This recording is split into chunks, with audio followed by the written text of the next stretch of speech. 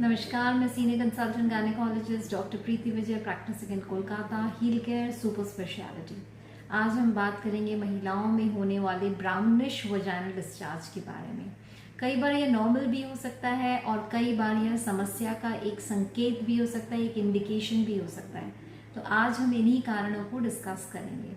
सबसे पहला तो हो सकता है आपके रेगुलर मेंस्ट्रुअल साइकिल के अंदर हार्मोनल चेंजेस हो सकते हैं, जिसके कारण पुराना जो ब्लड है वो ऑक्सीडाइज्ड होकर आपके वजाइना के रास्ते से बाहर निकल रहा है और वह ब्राउनिश कलर का निकल रहा है।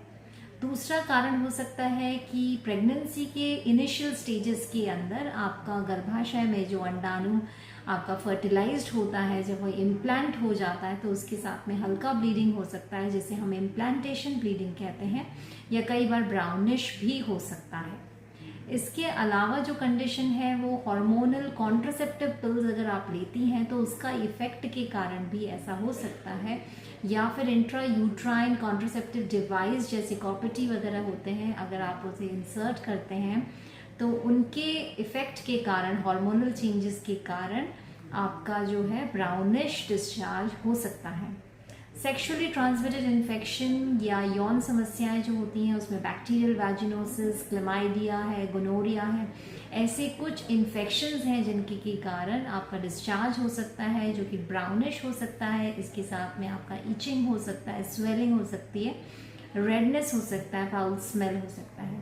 पेल्विक इन्फ्लेमेटरी डिजीज भी एक ऐसी ही कंडीशन है जिसके कारण आपका यूट्रस, ओवरीज, फिलोपियन ट्यूब्स को इफेक्ट करती है यह कंडीशन, जिसके कारण ब्राउनिश डिस्चार्ज हो सकता है। इसके साथ में आपको फीवर भी हो सकता है, पेन भी हो सकता है एब्डोमेन के अंदर, और इस कंडीशन में भी हल्का ब्राउनिश डिस्चार्ज हो सकता है।